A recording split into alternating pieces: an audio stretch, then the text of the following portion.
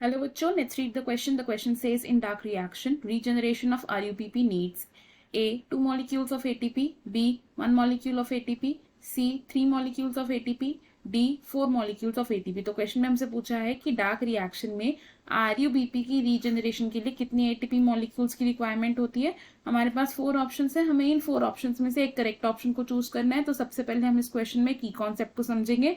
तो in this question हमारा की कॉन्सेप्ट क्या होगा? Calvin cycle. कैल्विन साइकिल को हम क्या कह सकते हैं? हम इसे कहते हैं डार्क रिएक्शन. अब कैल्विन साइकिल क्या है? यह है एक कार्बन डाइऑक्साइड फिक्सेशन पाथवे.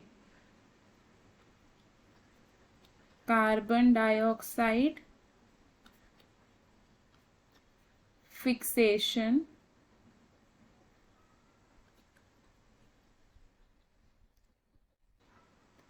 और कैल्विन साइकिल को हम कॉमनली क्या बोलते हैं? C3 cycle. C3 साइकिल क्यों बोलते हैं इसे? क्योंकि इस फिक्सेशन पाथवे में जो फर्स्ट स्टेबल कार्बन कंपाउंड बनता है वो एक 3 कार्बन कंपाउंड होता है. तो अब इस साइकिल के 3 मेजर स्टेप्स होते हैं. वो 3 मेजर स्टेप्स कौन कौन से हैं? फर्स्ट स्टेप को हम बोलते हैं कार्बोक्सिलेशन. तो कार्बोक्सिलेशन में क्या होता है? एक कंडेंसेशन रिएक्शन होता है between carbon dioxide and ribulose 1,5 bisphosphate. क्या होता है? Condensation of carbon dioxide with ribulose 1,5 bisphosphate, जिसे हम क्या कहते हैं कॉमनली? RUBP. इस रिएक्शन को कैटलाइज कौन करता है? RUBP carboxylase. Catalysed by RUBP carboxylase. और इस रिएक्शन के रिजल्ट से क्या बनता है? इस रिएक्शन के रिजल्ट से बनते हैं 2 मॉलिक्यूल्स ऑफ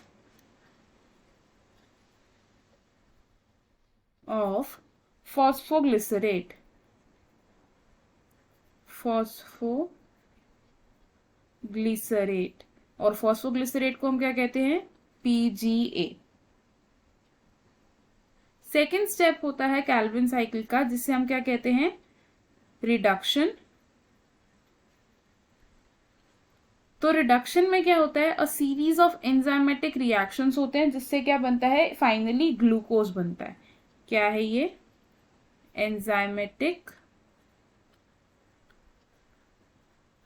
रिएक्शंस, जिनसे क्या बन रहा है? ग्लूकोज बन रहा है. अब ग्लूकोज की फॉर्मेशन के लिए 6 कार्बन डाइऑक्साइड मॉलिक्यूल्स की फिक्सेशन होनी चाहिए.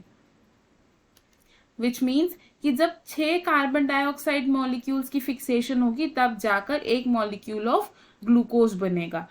जब एक कार्बन डाइऑक्साइड मॉलिक्यूल की फिक्सेशन होती है तो क्या होता है? 1 मॉलिक्यूल ऑफ CO2 की जब फिक्सेशन होती है तो क्या बनता है? एक ट्रायोस फॉस्फेट बनता है. ट्रायोस फॉस्फेट बनता है. और 1 molecule of carbon dioxide fixation के लिए 2 ATP एंड 2 NADPH यूज हो जाते हैं. तो हम क्या कह सकते हैं कि एक मॉलिक्यूल ऑफ ग्लूकोज को सिंथेसाइज करने के लिए हमें 6 राउंड्स ऑफ कैल्विन साइकिल चाहिए होती है. थर्ड स्टेप होता है कैल्विन साइकिल का regeneration of RUBP. RUBP regeneration. RUBP क्या है? प्राइमरी कार्बन डाइऑक्साइड एक्सेप्टर है. इस स्टेप में प्राइमरी कार्बन डाइऑक्साइड एक्सेप्टर की रीजनरेशन होती है. Regeneration of RUBP. और RUBP क्या है? Primary carbon dioxide acceptor. अब इस RUBP को रीजनरेट करने के लिए 1 molecule of ATP is required. अब कैल्विन साइकिल कैसे होती है प्रोसेस? एक बार हम स्कीमेटिक डायग्राम से देखेंगे. सबसे पहले क्या होता है? RuBP है हमारे पास, ये क्या है, प्राइमरी कार्बन डाइऑक्साइड एक्सेप्टर है। ये क्या करेगा, कार्बन डाइऑक्साइड के साथ कंबाइन करेगा और इसमें क्या होगी, कार्बोक्सिलेशन होगी, कार्बोक्सिलेशन, और कार्बोक्सिलेशन से ये क्या प्रोड्यूस करेगा, फॉस्फोग्लिसरेट यानी कि PGA, जो कि क्या है, एक फर्स्ट स्टेबल 3 कार्बन कंपाउंड। अब PGA फॉर्मेशन के बाद क्या होगा, रिडक्शन होगी। जब रिडक्शन होगी तो क्या होता है, ATP और NADPH यूज होते हैं। तो ATP एंड NADPH यूज होंगे और ये क्या बना देंगे, ADP and NADP plus plus inorganic phosphate.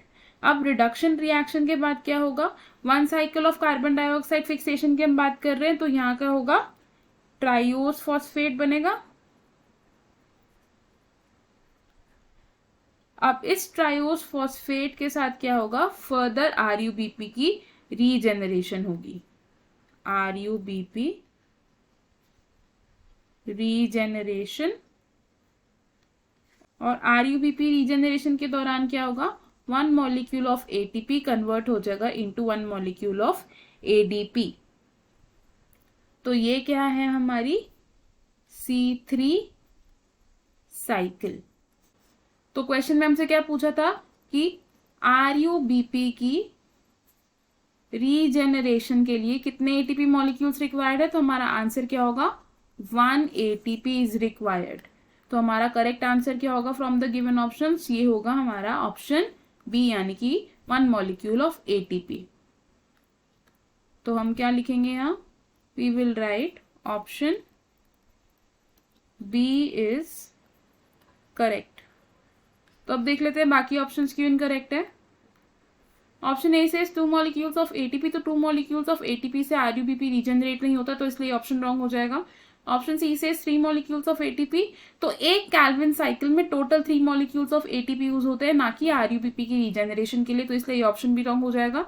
Option D से 4 मॉलिक्यूल्स ऑफ ATP, तो 4 मॉलिक्यूल्स ऑफ ATP हमें रिक्वायर्ड नहीं होते for the regeneration of RuBP, तो ये ऑप्शन भी रॉन्ग हो जाएगा। सो हमारा करेक्ट और फाइनल आंसर क्या है इस क्वेश्चन में, option B. I hope you understood it well. All the best, thank you.